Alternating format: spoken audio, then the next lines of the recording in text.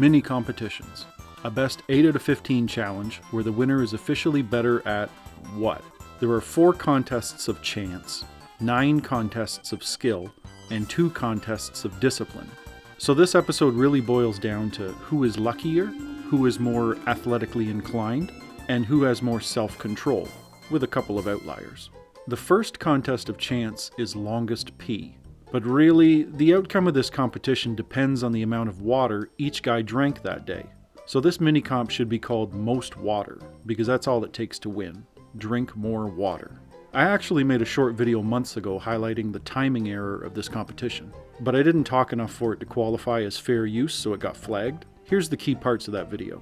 Shout out to YouTube user Nougats for coming up with this factoid for me to make into a video. Did you know that the pee timer runs too fast? The actual time is under 34 seconds. 37 seconds. That being said, I don't understand the reasoning for Kenny's disqualification. Yes, Kenny had apple juice in a hot water bag, but once caught, he could have just put it down and taken a pee for real. That's like saying Kenny should be disqualified from the stair race for false starting. Just reset and do it again. Anyway, Kenny didn't compete when he had the opportunity to. Spenny wins. Rock, paper, scissors. Purely a game of chance. Spenny wins. Marshmallow stuffing. Success in this comp directly correlates with the size of each guy's mouth, which is predetermined by genetics. Kenny's mouth is bigger. Kenny wins. Sperm count. Neither guy can train his reproductive organs to produce more sperm, so this would have been a competition of chance as well, but Spenny was too distracted to get the job done. Kenny wins. Based on these competitions alone, the guys are equally lucky, but it's barely measurable. 2 of the comps only had 1 participant. Blowing a chewing gum bubble is the first skill competition. Kenny obviously has a bit more experience with chewing gum and blowing bubbles. Kenny wins. Pogo stick. If you've never jumped on a pogo stick, it's hard. It takes skills to stay on it for more than 1 bounce. I don't think Spenny has any particular pogo skills, but he was able to stay on for 5 bounces, while Kenny only stayed on for 2. And I think a lot of that is due to Spenny's regular exercise regime, which played a role in preparing his balance and coordination for this mini-comp. Spenny wins. The spelling bee. This one's a bit of skill and a bit of chance. Skills to know how to spell, but chance to get words you recognize. For example, I think I'm a pretty good speller, however, plaintive is not a part of my regular vocabulary, so I wouldn't have been able to spell it even if I did have the definition. Kenny really stunned the crowd with concubine, and Spenny got tripped up by his own confidence. I was cocky. Cocky. C-O-C-K-Y. Cocky. Kenny wins. Holding breath is about lung capacity, metabolic rates, and heart health. All things that can be trained and improved through cardiovascular exercise. It's hyperventilating. It's too, I don't know what it's for. Spenny's strategy of hyperventilation is good in theory. Very quick and dirty, our bodies balance oxygen and carbon dioxide in our lungs. Due to equilibrium, we are never without carbon dioxide in our lungs. The technique in question is to remove as much carbon dioxide as possible and replace it with oxygen so that once he goes underwater, he has a bit more oxygen for his body. Does it work? Yeah, kinda, sorta, but not really. Like, yes, you can take on a bit more oxygen, but the hyperventilation also increases your heart rate, which burns through the oxygen faster anyway. I don't know. Spenny wins. Bowling. Kenny says he doesn't bowl. Spenny clearly has some bowling skills because he gets 3 strikes in a row. If you've never been bowling, a strike earns you a bizarre strike animation on the scoreboard like this. Oh no, Dean. Dean, no. That's what you meant. Oh. Dean. Oh no!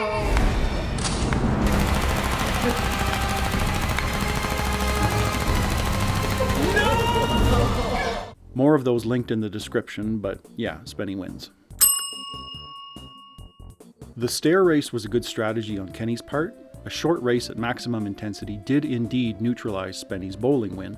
People rip on Spenny for calling a false start. Well, the first heat was a false start. Look at my editing program. Here's where Drew calls start, And here's where Kenny starts running. Kenny starts running before start is called. The second heat was clean. Spenny trips over his own feet, and Kenny wins. Faster, I'm stronger, I'm better. Yeah! The CN Tower. There are 1,776 steps spread out over 144 flights of stairs in the CN Tower. I can't find an exact ratio to calculate, but that's about 1.2 kilometers, or 3/4 of a mile of stairs. Spenny says he climbed up in about 20 minutes, which is a fairly impressive feat, and it displays his excellent physical conditioning. Kenny had the option to compete, he chose not to. Spenny wins. Wrestling. I'm not sure if either one of the guys has wrestling experience or if they're just two kids horsing around, but according to the entire series, the guys are somewhat evenly matched when it comes to physical rivalry. Kenny gets the upper hand in the 60-second mean intermission, but Spenny gets the mount in the woods fight. Man, get him away, get him off! Kenny throws a good jab in gorilla, but refuses to fight Spenny in a boxing match. Best friends shouldn't fight with each other. Here, Spenny's at a bit of a disadvantage because he's so tall. Winning wrestlers have a low center of gravity, so the comp was already leaning in Kenny's favor before it began. Kenny wins, and with a broken rib to boot. The staring contest is one of two comps which are neither skill nor chance. They're about discipline. Even when your eyes start to hurt, you can fight the reflexive muscle reaction and continue to hold them open. Kenny just lost focus and flinched on this one. Spenny wins. And the second contest of discipline is the headstand. Kenny's strategy of tightening the belt around his head was likely more psychologically beneficial than physiologically beneficial. The brain's blood supply comes from the vertebral artery in the spine and the carotid artery in the neck. Both travel into the brain through the base of the skull. Neither travels up the outside of the skull. So I'm not sure how much this belt actually helped with keeping the blood out of his head. It's pretty well known by this point that Spenny falters when it comes to being in pain.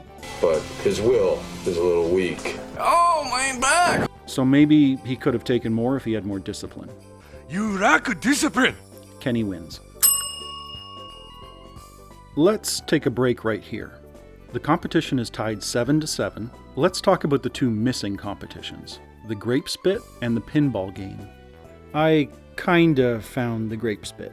Back in the early 2000s, if you wanted to watch an episode of Kenny vs. Spenny after it aired, you had to use a peer sharing program to see it. At the time, we relied on super nerds to somehow capture the episode from television and then upload it onto the internet. So I went on a search to try and find one of those original television uploads. If grape spitting exists, that's where it's going to be. Pirate Bay has this torrent labeled Episode 11 that was uploaded on March 6th, 2005. But it doesn't indicate what season it's from. Season 1, Episode 11, Mini Comps, aired on TV November 3rd, 2003. Season 2, Episode 11, First to Be Mean, aired December 26, 2005. So it could not be Episode 11 from Season 2. Okay, alright, the date range works out, but what if it's a DVD rip? According to Wikipedia, the Season 1 DVD was released on November 22nd, 2005. Making this torrent uploaded from a copy of the episode that aired on television 8.5 months before the DVD release. Meaning, this is it, everybody. Well, alright, so all I have to do is download this, and then I can show it to you guys. I've had this set to download for 1.5 months. Here's the real problem. The way a torrent works is somebody has to have it for me to get it. The majority of people who had this on their desktop in 2005 are not working with the same computer today. Less than 1% of people are surfing the internet on their 2005 model PC with America Online and MSN Messenger. So what does that mean? Somewhere out there is a person who has this on their old computer. In fact, Reddit user SockMonkeyJarvis recently uploaded a collection of outtakes from the Showcase website that they downloaded onto an old laptop years ago and forgot about it. How do I give Spencer an erection? Can I send you to Spenny to give him an erection? Oh, no. How long are you doing it for? We met Amy last week at a bar, and we were doing a show. We do the Kenny for Spenny thing, and we're doing a competition. And I just want to tell you, Spenny really likes you, and he doesn't like any girls usually. He likes you. Okay. So you gotta do me a big favor. I just want you to hang out with him, stick to him. Do not let him out of your sight. That's it. Got it. Spencer likes you. Nice to see you. Thank you very much. Come on, come on. I have a feeling he's not going to fart in front of her. But Spenny knows this is one of my tactics, and he's playing pretty hardball now. So it's a long shot. I just hope it works. You're having a farting competition? Yeah. Please, please. He's a complete idiot, okay? He is using you to try to make me crazy, and it's working, and you have to watch our show to understand what I go through. For sure. Okay? Not to worry. Not to worry. You're very sweet. I'm gonna kill him. I'm actually gonna kill him. Okay. Bye. We're gonna rain check. I am so sick of what you do. Oh, honestly, one sec. Who cares about what shit?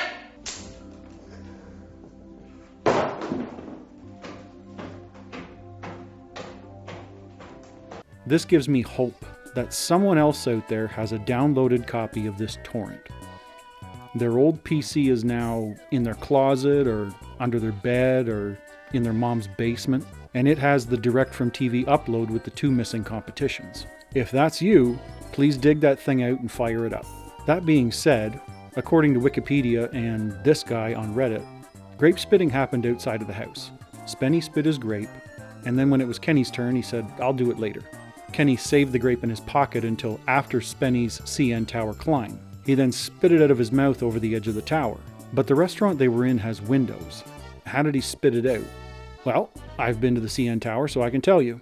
There's different tickets you can buy to get access to different areas of the tower. The guys planned on climbing the tower and then eating lunch in the restaurant right after. The only way to get access to the restaurant is if you buy a lunch or dinner ticket.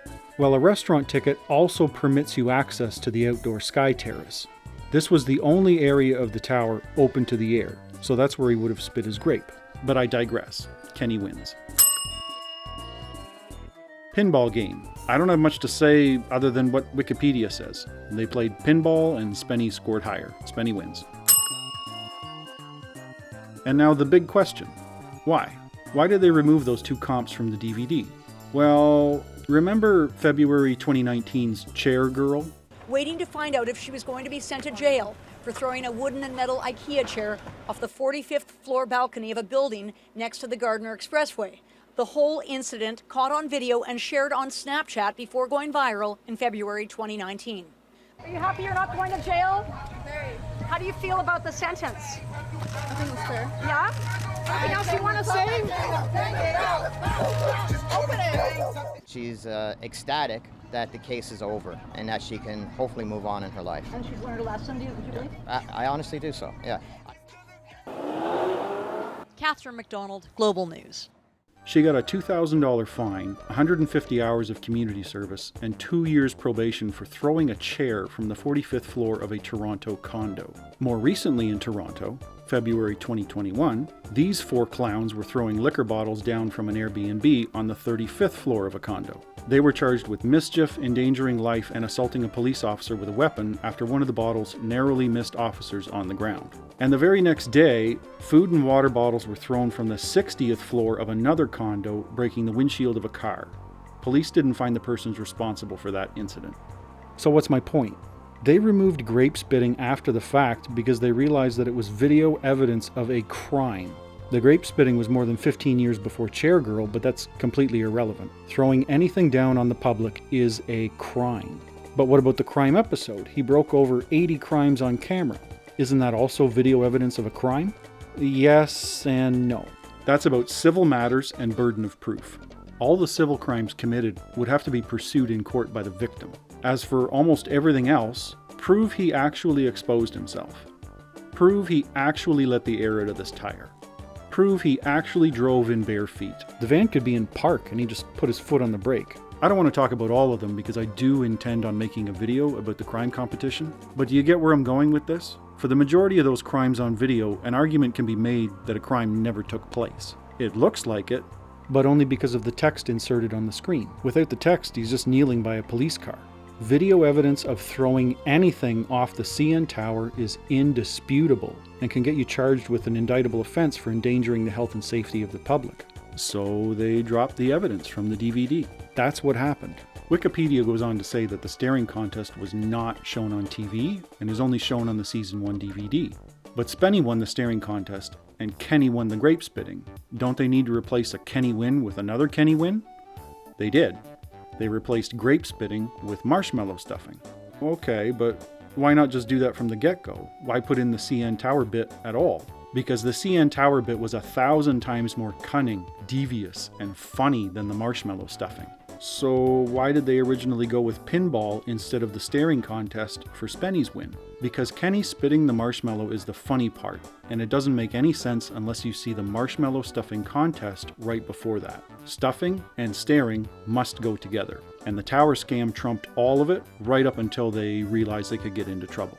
So here we are, tied at 8 in reality, and it all comes down to a foot race. Other YouTubers have said that since this wasn't really a false start, Kenny didn't have to agree to restart the race. He could have just finished running the race because he was in the lead and he would have won. Here's my argument. It was a false start. In fact, the first heat was technically a double false start. So let's go over some rules of sprinting. The race begins with the starter calling, "On your mark, set," and then the start gun fires. Once the starter calls set, the athletes cannot move. Their shoulders cannot move, and their legs cannot move. If they do move, then it's a false start. And that was Darnell Hughes. Officially, they need to have all their body weight loaded onto their hands on the ground, but Kenny vs. Spenny isn't that official, so we're going to let that part slide. And the second rule is that if the athlete starts to react to the start gun within 100 milliseconds after firing, then it was also a false start. Well, what the hell does that mean? The theory is that human reaction time is not less than 100 milliseconds. So if the athlete pushes off the blocks before 100 milliseconds, then they started to react before the gun was fired. This is a screen capture of my editing program. Now let me declare a few things so you can better understand how I'm going to break this down. 100 milliseconds is 1/10 of a second. In the program, 3 frames is 1/10 of a second. Each one of these marks here is 1 frame. This block is where the starter says set, this block is where the guys are waiting for the whistle, and this block is the starting whistle. So getting back to it, for the first heat, both guys are guilty of moving their shoulders, and both guys are guilty of loading their left leg in anticipation of pushing away. After set is called, they both start to lean their upper body forward in anticipation of the whistle. Then each guy starts to flex his left knee to load the muscle in anticipation of pushing away at the sound of the whistle. This causes downward movement of the body. They should have no tension besides body weight on the left leg, but each guy starts to load the muscle before the gun goes off. So they're both guilty of moving after set, which makes them both guilty of a false start. But I think most people wouldn't care about a little bit of moving behind the line. This is Kenny versus Spenny after all. They work with loose rules. So here's the evidence of a false start which cannot be ignored. Kenny did in fact jump the gun. First, look at his right knee. He begins to extend it exactly 1/15 of a second before the whistle signals the start of the race. Spenny moves his knee too, but he flexes it in the opposite direction. So what's the applicable difference between knee extension and knee flexion? Spenny was continuing to load his left leg, but Kenny was pushing off to run. You can even see Kenny begin to move forward, and Spenny continues to move down. Second, you see this blue marker right here? That's exactly 100 milliseconds after the starting whistle. Even an Olympic athlete is not capable of reacting before this point in time. Usain Bolt's fastest reaction time was 104 milliseconds. So Kenny should not be moving at all before this marker, but he's already in motion when the whistle blows. False start. If I go to the second heat and do the same editing, you can see that Kenny has a relatively clean start this time. Both guys were moving their shoulders and loading their left leg before the whistle, but Kenny's leg doesn't begin to extend until the 200 millisecond mark. I have to give credit to Kenny, not only for running with a broken rib, but for keeping pace with Spenny right up until the last few strides. False start or not, I was expecting the race to be a blowout in Spenny's favor, but that didn't happen. Likely because he just climbed the CN Tower, but regardless, Spenny wins. So, what can we conclude from the mini competitions? When it comes to chance, the guys are equally lucky. When it comes to skill, each guy wins some competitions because the other guy lacks experience, like blowing bubbles or bowling. But it's clear to me that of the skill-based competitions, Spenny has greater athletic endurance, winning breath hold and CN tower, because he routinely trains his cardiovascular system. We know he has a gym in the house, and we see him use it on a few occasions. Kenny has greater athletic intensity and can win a physical competition as long as it requires a short burst of high-intensity energy. If he didn't have a broken rib, he may have won the 100-meter sprint. And the final observation I can make is that Kenny is more disciplined. Kenny lost the staring contest because he wasn't focused enough to control an involuntary reflex of his nervous system. However, Kenny had the discipline to play through the pain 3 times. Once to win the headstand, once to win the wrestling match, and once more to participate in the race against Spenny, and actually giving Spenny a run for his money. Regardless of that, Spenny won more mini competitions, therefore he won the competition. So what do you think? Let me know in the comments if you disagree with any of my findings. And as always, thanks for watching.